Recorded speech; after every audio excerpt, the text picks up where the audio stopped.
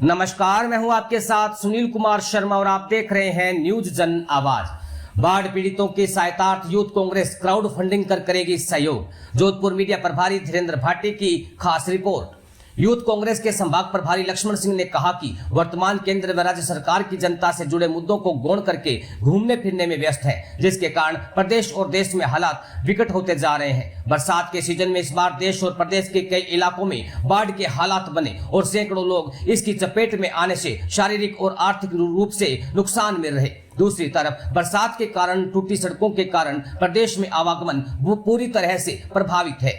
वो शनिवार को जोधपुर प्रवास पर बाढ़ पीड़ितों के सहयोग के लिए राष्ट्रीय नेतृत्व की ओर से शुरू की गई क्राउड फंडिंग के बारे में पत्रकारों से रूबरू हो रहे थे। उन्होंने कहा कि वर्तमान समय में बाढ़ के कारण देश में हालात खराब है। कोरोना के वक्त पीड़ितों को राहत देने के लिए यूथ कांग्रेस की ओर से SOS योजना में क्राउड फंडिंग करके जरूरतमंदों को सहयोग राशि और सामग्री बांटी गई थी। इसी प्रकार इस बार भी राष्ट्रीय स्तर पर यूथ कांग्रेस क्राउड फंडिंग करेगी, जिसका लक्ष्य प्रदेश के यूथ कांग्रेस के कार्यकर्ताओं को 10 करोड़ का लक्ष्य दिया गया है।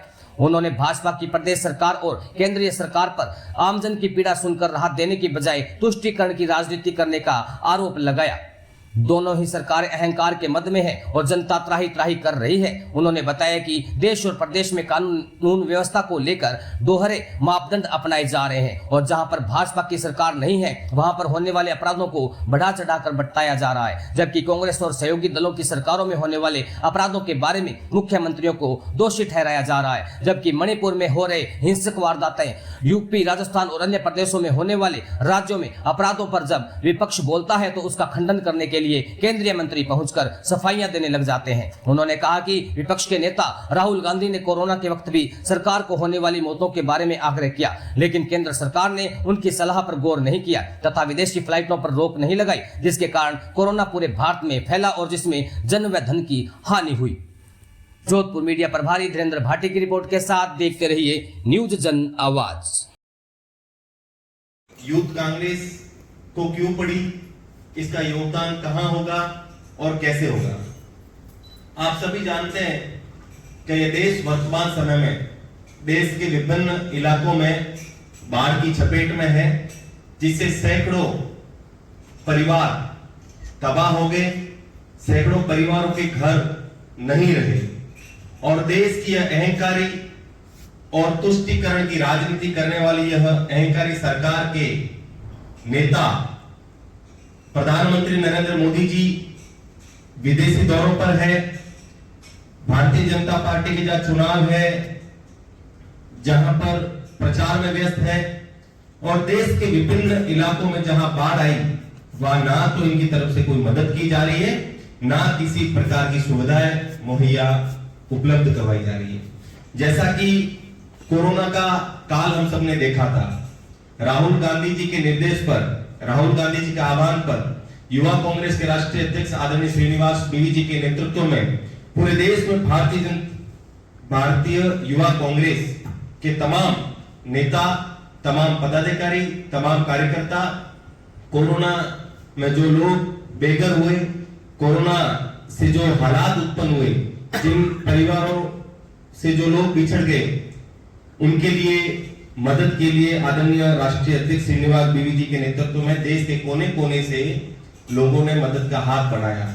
वहीं राहुल गांधी जी ने 29 जनवरी 2020 को पहली बार यह कहा था कि इस देश के अंदर आने वाले समय में कोरोना फैल रहा है। मैं केंद्र सरकार से मांग करता हूं कि जितनी जल्दी हो सके हमें बाहरी देशों से आने वाले लोगों की जांच करनी चाहिए, बाहरी देशों से आने वाले लोगों को रोकना चाहिए और बाहरी देशों से जितनी फ्लाइट्स आ रही है उसको तत्काल प्रभाव से बंद कर देना चाहिए। और मैं केंद्र सरकार से यह भी आह्वान करता हूं कि 6 फरवरी 2020 को आयोजित होने वाला अहमदाबाद में नमस्ते ट्रंप कार्यक्रम को रोकना चाहिए। लेकिन हुआ क्या, जब 29 जनवरी 2020 को राहुल गांधी जी का स्टेटमेंट आया तो 30 जनवरी 2020 को भारतीय जनता पार्टी के तमाम केंद्रीय मंत्रियों ने अलग अलग राज्यों में जाकर प्रेस कॉन्फ्रेंस आयोजित की और यह बताया कि राहुल गांधी जी इस देश के लोगों को डराने का काम कर रहे हैं, राहुल गांधी जी इस देश में नफरत फैलाने का काम कर रहे हैं, राहुल गांधी जी ये कर रहे हैं, राहुल गांधी जी वो कर रहे हैं। फिर राहुल गांधी जी ने 31 जनवरी 2020 को संसद में एक अपना स्टेटमेंट दिया कि मेरी बातों को भले ही आप लोग गलत माने, लेकिन मैं आपको आगाह कर रहा हूं कि कोरोना एक देश में तेजी से फैलेगा और लाखों लोगों की दुखद मृत्यु होगी। अभी से आप चेत जाइए, लेकिन ये केंद्र की अहंकारी सरकार नहीं चेती और 6 फरवरी 2020 को नमस्ते ट्रंप कार्यक्रम आयोजित हुआ और हालात आप सबके सामने हैं। लॉकडाउन लगे, कई लोग, सैकड़ों परिवार तबाह हो गए, कई लोग अपनों से बिछड़ गए और अपनों से बिछड़ने का दुख और दर्द कौन जानता है? जो मेरे घर में या आपके घर में भी यदि किसी ने कोरोना से अपना दम तोड़ा हो तो वही लोग जान सकते हैं और कोई नहीं जान सकता। और उसी बात को लेकर आदरणीय राष्ट्रीय अध्यक्ष श्रीनिवास बीवी जी ने पूरे देश के अंदर ऑक्सीजन हो, चाहे रेमडेसिविर इंजेक्शन हो, चाहे किसी को खाद्य सामग्री को उपलब्ध कराने की बात हो, तमाम प्रकार से पूरे देश में हम लोगों ने मदद करी और यूथ कांग्रेस के SOS IYC के माध्यम से हम लोगों ने प्रत्येक घरों तक मदद पहुंचाने का काम किया। और आज फिर वही दौर है, वायनाड समेत पूरे देश में अलग अलग इलाकों में बाढ़ आई है, सैकड़ों परिवार तबाह हो गए और उन सैकड़ों लोगों के लिए जब यह केंद्र की असंवेदनशील सरकार कार्य नहीं कर रही है तो हमारे राहुल गांधी जी के आह्वान पर हमारे नेता श्रीनिवास बीवी जी ने हमें निर्देशित किया है कि आप लोग क्राउड फंडिंग के माध्यम से जो भी पैसा आएगा, हम लोग जो बाढ़ से जो प्रभावित है उन लोगों की मदद करेंगे, उनको हम मकान बना कर देंगे, उनको जो सुख सुविधाएं, जो जरूरी मूलभूत सुविधाएं वो हम लोग यूथ कांग्रेस के माध्यम से उपलब्ध करवाने का काम करेंगे। और आज हम लोग जो यह प्रेस वार्ता आयोजित कर रहे हैं, आज हम लॉन्च कर रहे हैं और इसके माध्यम से संपूर्ण राजस्थान में हम लोग एक अच्छा फिगर, हम एक अच्छी राशि युवा कांग्रेस के अकाउंट में डालेंगे जिससे कि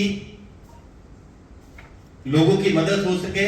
देश के अलग अलग हिस्सों में, देश के अलग अलग राज्यों में निवासरत हमारे जो भाई हैं, हमारे जो परिवार के जो लोग हैं, उन लोगों ने जिनका मकान बाढ़ में बह गया, उनकी मदद, उनको मकान बनाकर देंगे। किसी को जो कोई जो जरूरत है उनको हम पूरा करने का काम करेंगे। जिस पर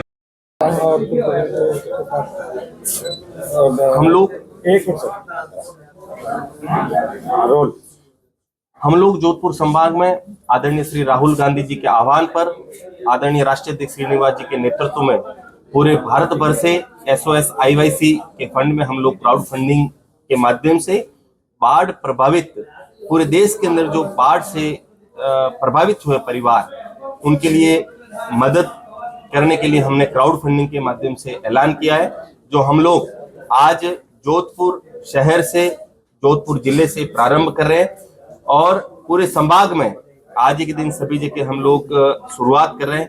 यह बहुत सुखद दिन है और यूथ कांग्रेस के तमाम कार्यकर्ताओं को बहुत खुशी हो रही है कि हम लोग एक ऐसा पुण्य का कार्य करने जा रहे हैं जो पूरे देश में जो ऐसा परिवार है जो बाढ़ के प्रभाव में आ गए थे, बाढ़ से ग्रसित हो गए थे, उन लोगों को हम मदद करने का काम करेंगे। टारगेट कितना है सर?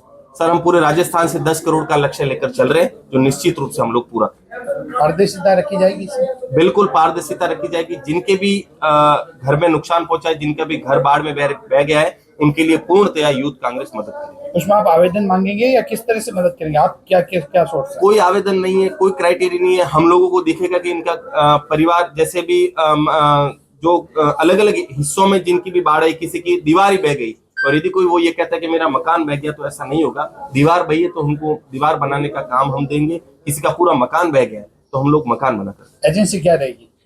हम लोग मांगेंगे अपना ये जो क्या कहते हैं कंस्ट्रक्शन कंपनी से हम लोग ऑर्डर करेंगे कि हमको 2 BHK का मकान चाहिए, 3 BHK का मकान चाहिए। उनका जो क्वाट आएगा उस आधार पर, उस माध्यम से हम लोग बना